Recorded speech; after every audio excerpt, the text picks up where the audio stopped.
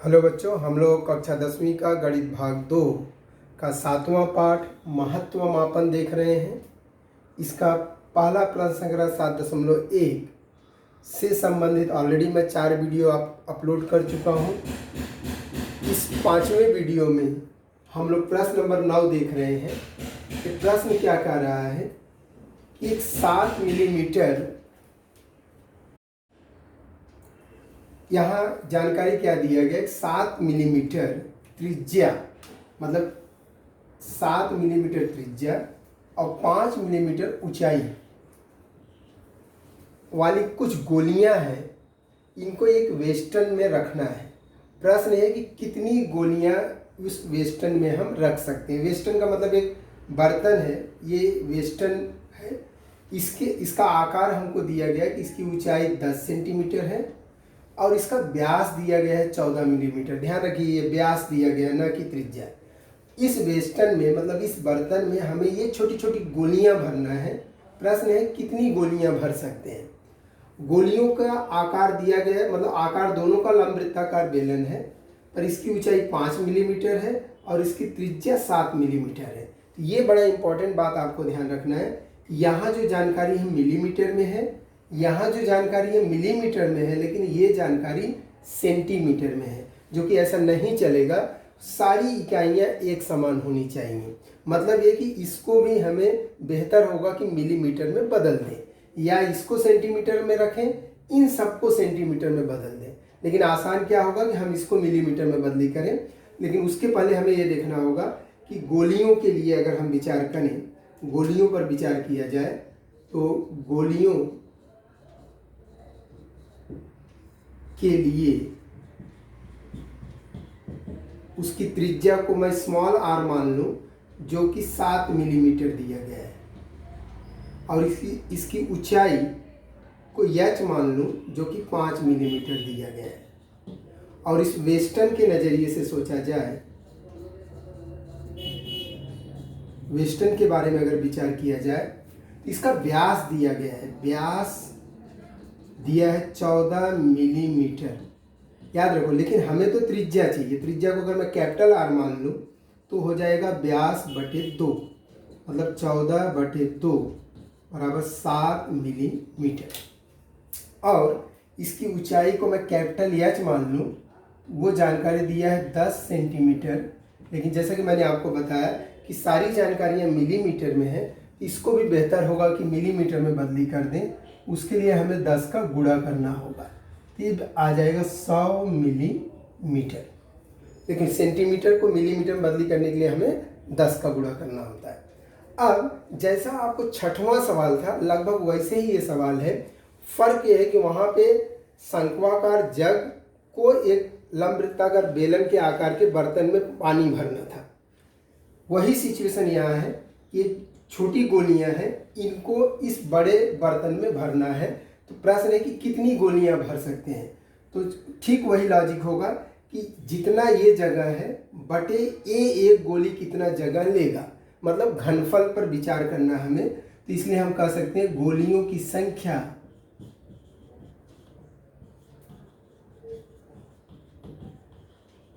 बराबर होगा इस वेस्टर्न का घनफल, बेलनाकार वेस्टर्न का घनफल, बटे बेलनाकार गोली का घनफल।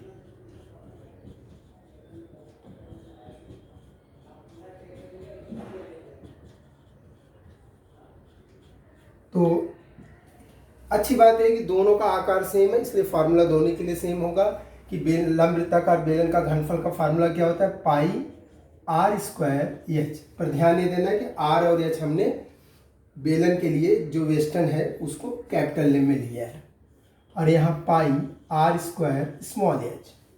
तो फिर से पाई से तो तुरंत कट जाएगा, कोई झंझट ही नहीं इसके बारे में। पाई से कट गया। कैपिटल R के बदले में कैपिटल R 7 मिलीमीटर है, लेकिन वर्ग होने के लिए 7 × 7, और ऊंचाई आपको 100 मिलीमीटर है, बटे गोली की त्रिज्या भी 7 मिलीमीटर है, तो 7 × 7 लेकिन इसकी ऊंचाई कितना है 5 मिलीमीटर। यहाँ 7 से 7 आसानी से कट जाएगा, 5 से इसको काटेंगे तो 20। इस तरह से गोलियों की संख्या कितनी आती है 20। यहाँ 10वें प्रश्न में अगर आप ध्यान देंगे, एक खिलौना है। खिलौने के बारे में सारी जानकारी इसी आकृति में दिया गया है। मुख्य बात है कि इसका ऊपरी हिस्सा शंक्वाकार है और ये नीचे का हिस्सा इसका अर्धगोलाकार है। तो हमें इस खिलौने का घनफल ज्ञात करना है और पृष्ठफल ज्ञात करना है। तो सबसे मुख्य बात है कि ये 2 हिस्सों में बटा हुआ है। तो ऊपरी शंक्वाकार भाग पर विचार किया जाए तो शंक्वाकार भाग के लिए त्रिज्या अगर हम r मान लें तो जानकारी में 3 सेंटीमीटर दिया है, और इसकी ऊंचाई अगर h मान लें तो वो जानकारी में 4 सेंटीमीटर दिया है। अब एक चीज़ आपको और ध्यान देना है कि इसकी त्रिज्या और ऊंचाई मालूम है, लेकिन आगे चल के पृष्ठफल ज्ञात करना है। तो ध्यान दो, इधर हमें घनफल और पृष्ठफल ज्ञात करना है। तो पृष्ठफल के लिए हमें तिरछी ऊंचाई मालूम होना जरूरी है। तो तिरछी ऊंचाई अगर निकालना है तो उसके लिए फॉर्मूला है L का वर्ग बराबर R का वर्ग धन H का वर्ग। तो यहाँ पर 3 का वर्ग धन 4 का वर्ग 9 धन 16 बराबर 25, ये हो गया L का वर्ग। इसलिए L का मान कितना आ जाएगा 5 सेंटीमीटर। और जो अर्धगोलाकार भाग है उसकी भी त्रिज्या वही हो जाएगी, जो शंकु की त्रिज्या वही उसकी भी त्रिज्या होगी। इसलिए अब सबसे पहले हमें घनफल और पृष्ठफल ज्ञात करना है। तो मान लीजिए पहले हमें घनफल निकालना है, तो पूरे आकृति का घनफल क्या होगा, मतलब पूरे इस खिलौने का घनफल अगर हम सोचें कि खिलौने का घनफल बराबर नीचे के भाग का घनफल मतलब अर्धगोले का घनफल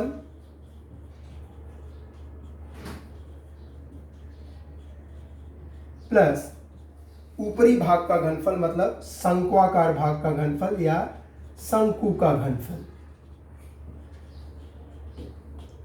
अब अर्धगोले का घनफल के लिए फॉर्मूला क्या होता है 2/3 पाई r का घन। देखो यहाँ त्रिज्या दोनों के लिए सेम है, इसलिए इसकी भी त्रिज्या मैं r मान के चल रहा हूं। और शंकु का घनफल 1/3 पाई r स्क्वायर h, ये आपको ध्यान में रखना है। अब देखो इसमें मान रखने से पहले बेहतर होगा कि जो चीज़ें सेम दिख रही हैं उनको कॉमन ले लिया जाए। जैसे यहाँ पे बटे में 3 दोनों में है, पाई दोनों में है, और r 2 बार दोनों में है। यहाँ 3 बार है लेकिन यहाँ 2 बार है, मतलब ये होगा कि 2 बार तो दोनों में है, तो उसको हम कॉमन ले लेते हैं।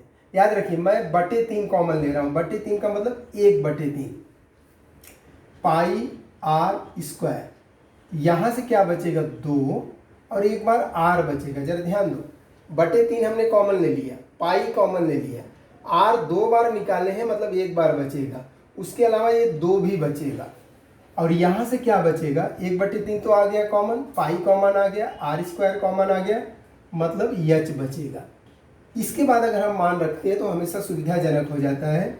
1/3 जानकारी दिया है, पाई का मान 3.14 लिख देते हैं, और r का मान जैसा कि हमें मालूम है 3, लेकिन वर्ग होने से 3 गुणे 3, फिर से 2 गुणे r मतलब 3 धन h का मान आपको ऊंचाई 4 सेंटीमीटर है। आपको ये भी ध्यान में रखना है कि सारी इकाइयाँ सेम होनी चाहिए, जो कि है। ये 3 से 1 3 काट दिए, 3.14 गुणे 3, और यहाँ कोष्टक को हल करना है। कोष्टक हल करोगे तो पहले गुणे की क्रिया 2 3 6 धन 4, तो 3.14 गुणे 3 गुणे, देखो 6 और 4 जोड़ेंगे तो 10 हो जाता है। अब आसान क्या होगा कि इसका गुणा हम इसमें मौखिक रूप में कर लें। 3 चौक 12, 3 एक कम 3 और 1 4, 3 त्रिका 9, लेकिन 2 अंक के पहले दशमलव गुणे 10।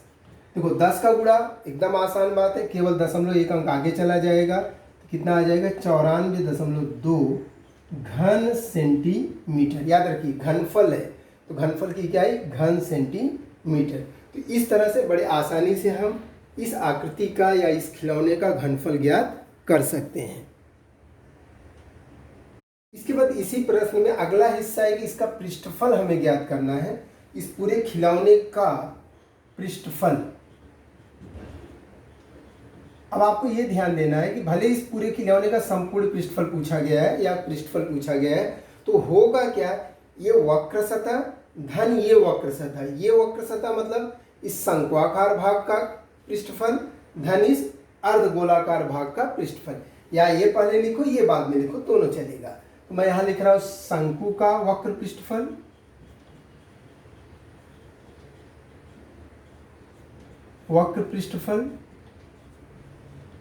धन अर्धगोले का वक्र पृष्ठफल।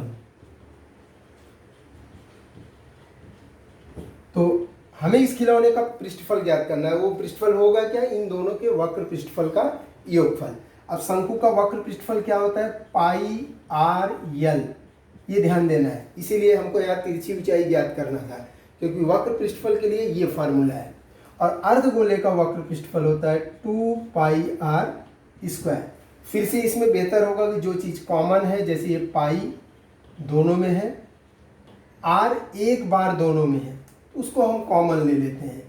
पाई और आर कॉमन ले लिए, यहाँ से क्या बचा यल, यहाँ से क्या बचा 2r। याद रखिए 2 कॉमन है, सॉरी 2 यहाँ बच रहा है और एक r कॉमन हो गया है, तो भी एक r बचेगा। उसके बाद सिंपली मान रख देना है, r की जगह 3, यल की जगह 5, 2 गुणे r की जगह 3, तो ये 3.14 गुणे 3। और यहाँ पे याद रखिए, यहाँ कभी कभी जल्दी में गलती होती है कि आप 5 और 2 जोड़ दोगे, वो गलत हो जाएगा। पहले आपको ये गुणे की क्रिया करना है। अगर धन और गुणे साथ में है तो हमेशा पहले गुणे की क्रिया करते हैं, तो 5 धन 6 हो जाएगा, मतलब 3.14 गुणे 3 गुणे 6 5 11। अब उसके बाद आप जैसे इसका और इसका गुणा किए तो 3 चौक 12, 3 एकम 3 एक 4, 3 त्रिका 9 गुणे 11। अब 11 का गुणा आप मौखिक कर सकते हो, 11 दूनी 22, 11 चौक 44 और 2 46, 11 9 99 और 4 99 4 103 और 2 अंक के पहले दशमलव। फिर यहाँ ध्यान देना है कि पृष्ठफल है तो पृष्ठफल की क्या हो जाएगी, वर्ग सेंटीमीटर। तो इस तरह से बड़े आसानी से इस खिलौने का आप पृष्ठफल और घनफल ज्ञात कर सकते हो। यहाँ अगर आप प्रश्न नंबर 11 पे ध्यान दोगे, एक गेंद की आकृति ये दिया गया है। किताब में बॉल लिखा गया है, मतलब हिंदी में एक्चुअली गेंद लिखना चाहिए। इस आकृति में दिखाए गए गेंद का पृष्ठफल तथा घनफल ज्ञात करना है।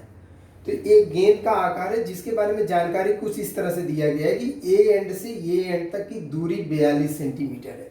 तो ये एंड से ए एंड तक की दूरी का मतलब हुआ इस गेंद का हमें व्यास दिया गया है। तो व्यास बराबर दिया गया है 42 सेंटीमीटर, लेकिन हमें पृष्ठफल और घनफल ज्ञात करने के लिए त्रिज्या जरूरी है।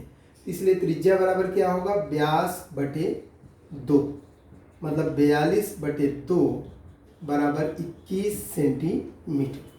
अब प्रश्न का 2 हिस्सा है, पृष्ठफल और घनफल ज्ञात करना है। तो सबसे पहले हम पृष्ठफल पर विचार करते हैं कि गेंद का पृष्ठफल,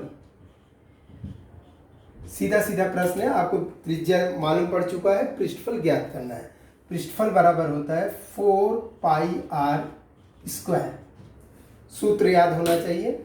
अब 4, देखो यहाँ पाई का मान नहीं दिया है, नहीं दिया है तो हम हमेशा 22/7 लिखते हैं, गुणे आर का वर्ग। आर का मान कितना है 21 गुणे 21, 1 7 से 21 कट जाएगा, 7 3 21। आपको यहाँ पे किस तरह से सवाल आ जाएगा, 22 चौक 88, 88 का 88, अगर 22 का 4 में गुणा करूँ 88 आ जाएगा। मौखिक जितना हो सके मौखिक करो, 22 चौक 88 और 21 तियाँ 63। अब इन दोनों का अगर आप गुणा करोगे तो आपको जवाब इस तरह से मिलेगा 5544। अब पृष्ठफल है तो उसकी इकाई क्या होगा, वर्ग सेंटीमीटर। एक बात यहाँ ध्यान देना है कि अगर आप इसको आंसर से टैली करोगे तो आंसर में थोड़ा अलग फिगर दिखाई देगा। उसका रीजन ये है कि वहाँ पाई का मान 3.14 लिखा गया है, अगर आप 3.14 लिखोगे तो एग्जैक्टली वही आंसर आएगा जो पीछे दिया है। पर हमेशा बेहतर ये होता है कि अगर जानकारी नहीं दिया है तो पाई का मान 22/7 लिखते हैं और उसके हिसाब से जो उत्तर आता है उसको मान्य किया जाता है। दूसरा हिस्सा है गेंद का घनफल, और उसके लिए फॉर्मूला है 4/3 पाई आर का घन, मतलब 4/3 गुणे, फिर से वही बात है कि पाई का मान नहीं दिया है तो हम 22/7 लिखते हैं। और एक्चुअली इस सवाल में 22/7 ही लेना है, क्योंकि लॉजिक ये होता है कि अगर 7 से कटने जैसी संख्याएं हैं तो 22/7 लिखते हैं, और अगर 7 से कटने जैसी संख्याएं नहीं हैं तो हम पाई का मान 3.14 लिखते हैं। और यहाँ तो 7 से कटने जैसा नंबर है, इसलिए 22/7 ही लिखना सही होगा। त्रिज्या 21 दिया है, लेकिन 3 बार लिखना है, वो ध्यान देना है आपको। अब एक 7 से जैसे 21 को काटा, 7 त्रिक 21, फिर ये 3 से 3 को काट दिया ये। अब आपको जानकारी क्या आ गया, 4 × 22 × 21 × 21। तो आप जैसा सुविधाजनक चाहो गुणा कर सकते हो। जैसे मैं यहाँ 22 का 4 में 88 लिख दे रहा हूँ, जो मुझे मौखिक समझ में आ रहा है, और 21 का 21 में गुणा कर रहा हूँ तो मुझे समझ में आ रहा है 441। अब आप किसी रफ में 88 में 441 का गुणा कर सकते हो, तो आपको जवाब कुछ इस तरह से आ जाएगा कि आप रफ में इसका गुणा कर सकते हो, तो आपको जवाब कुछ आएगा 38,808, जो कि किताब में जो आंसर दिया है 38,772 दिया है। काफ़ी फर्क हो जाता है, और देखा जाए तो वो जवाब गलत माना जाएगा, क्योंकि पाई का मान 22/7 ही लेना सैद्धांतिक रूप में सही होगा। तो घनफल आ गया इतना घन सेंटीमीटर। इस तरह से बहुत आसानी से आप इस सवाल को कर सकते हो। यहाँ ध्यान दो, इस प्रश्न नंबर 12 में जानकारी क्या दी है, एक ग्लास है जिसका आकार लंबवृत्ताकार बेलन जैसा है, इसके अंदर पानी भरा है। ध्यान देने की बात है कि पानी पूरा लबालब ग्लास को नहीं भरा हुआ है, जहाँ तक भरा है उसी पर हमें विचार करना है, और ऐसे भी हमें उसी के बारे में जानकारी दी है। अब इस पानी के अंदर एक गोली डाल दिया गया जिसका व्यास दिया है 2 सेंटीमीटर। ये 2 सेंटीमीटर व्यास वाला एक गोली इसके अंदर डाल दिया गया है। स्थिति ये है कि गोली डालने के बाद पानी इस लेवल तक पहुंच रहा है। शायद गोली डालने से पहले पानी थोड़ा नीचे रहा होगा, लेकिन जैसे ही आप इसके अंदर गोली डालेंगे तो पानी का लेवल ऊपर चढ़ जाएगा। और जो भी लेवल है, जानकारी दिया है कि यहाँ से यहाँ तक की ऊंचाई 30 सेंटीमीटर है, और इस बर्तन का या इस ग्लास का व्यास दिया गया है 14 सेंटीमीटर। हमें ये ज्ञात करना है कि जो अंदर पानी है उस पानी का घनफल कितना होगा। तो देखो, अगर इसके अंदर ये धातु का गोली नहीं डाला गया होता तब उस पानी का घनफल क्या होता, जिस आकार वाले बर्तन में है उस बर्तन का घनफल, वो भी उस बर्तन के घनफल के लिए ऊंचाई कितना लेना होगा 30, और त्रिज्या जो भी यहाँ से मालूम पड़ेगा वो। सिंपल क्वेश्चन यही हो जाता है। लेकिन जब इसके अंदर गोली डाल दिया गया तब घनफल कैसे निकालोगे, फिर से आपको सवाल यही करना है, यहाँ तक की ऊंचाई का घनफल निकालना होगा, उसमें से इस घनफल को जब माइनस कर दोगे तो वही उस पानी का घनफल होगा। तो सबसे पहली बात तो ये हम लिखते हैं कि इस बेलनाकार ग्लास के लिए, बेलनाकार ग्लास पर विचार करें तो उसके लिए मैं त्रिज्या को कैपिटल आर मान लेता हूं, जो कि होगा व्यास बटे 2, क्योंकि जानकारी में हमें व्यास दिया गया है, बराबर 7 सेंटीमीटर हो जाएगा। और ऊंचाई को कैपिटल एच मान लेता हूं, वो जानकारी में सीधे सीधे दिया है 30 सेंटीमीटर। यहाँ ध्यान रखना है, पानी से भरे भाग से भरे भाग, मतलब बेलनाकार ग्लास की ऊंचाई नहीं है 30 सेंटीमीटर, बल्कि जहां तक पानी है वहां तक की ऊंचाई है 3 सेंटीमीटर। और जो धातु का गोला है, धातु के गोले के लिए अगर हम सोचें तो उसकी त्रिज्या जो है, हमें सीधे सीधे उसका व्यास दिया गया है, तो उसकी त्रिज्या को अगर मैं स्मॉल आर मानूं तो हो जाएगा व्यास बटे 2, मतलब 2/2 बराबर 1 सेंटीमीटर। ये बहुत सावधानी से ध्यान में रखना है कि आपको कहीं भी फार्मूले में व्यास की जरूरत नहीं, और इस सवाल में आपको उस बेलनाकार भाग का भी व्यास दिया है, इस गोलाकार भाग का भी व्यास दिया है, तो दोनों की मदद से पहले हम त्रिज्या निकाल लेते हैं। अब जो सबसे महत्वपूर्ण बात है कि पानी का घनफल जो हमें ज्ञात करना है कि पानी का घनफल क्या होगा, तो पानी का घनफल बराबर हो जाएगा इस पानी से भरे भाग वाले ग्लास का घनफल, मतलब बेलनाकार ग्लास का घनफल माइनस गोली का घनफल।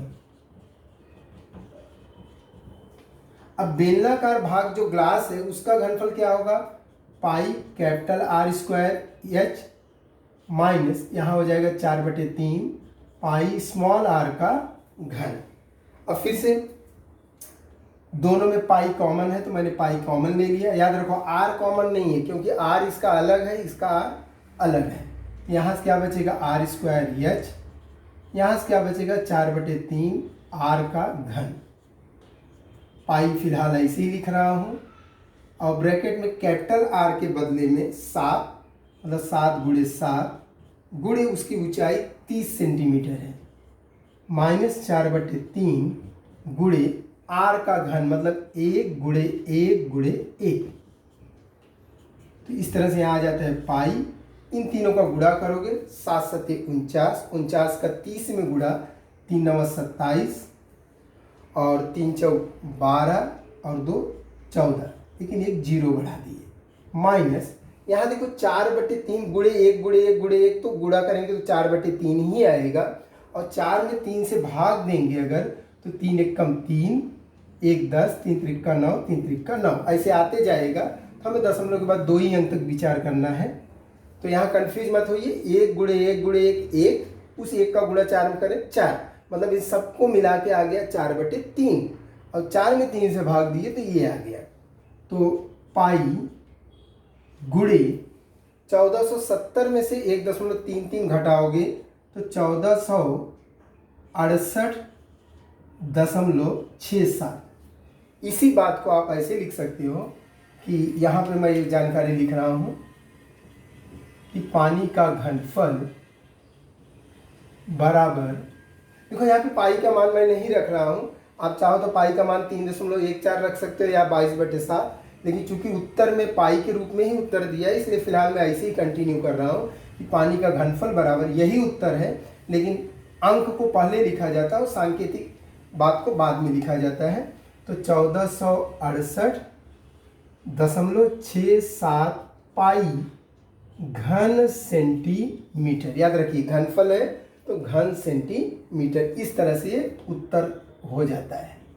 तो इसके बाद आपको यहाँ पर आ जाना है, एक स्टेप यहाँ से आपको नोट डाउन करके लेना है। तो इस तरह से बहुत आसानी से उस पानी का घनफल हम ज्ञात कर सकते हैं। तो यहाँ पे प्रश्न संग्रह 7.1 समाप्त होता है। तो आज मैं अपना टॉपिक यहीं पे समाप्त कर रहा हूँ। तो अगले वीडियो में हम अगले प्रश्न संग्रह से संबंधित सवाल देखेंगे। तब तक के लिए आप इन प्रश्नों का अभ्यास करते रहिए और इनसे संबंधित प्रकृति प्रश्न संग्रह में जो सवाल हैं उनको भी करने का प्रयास कीजिए। धन्यवाद।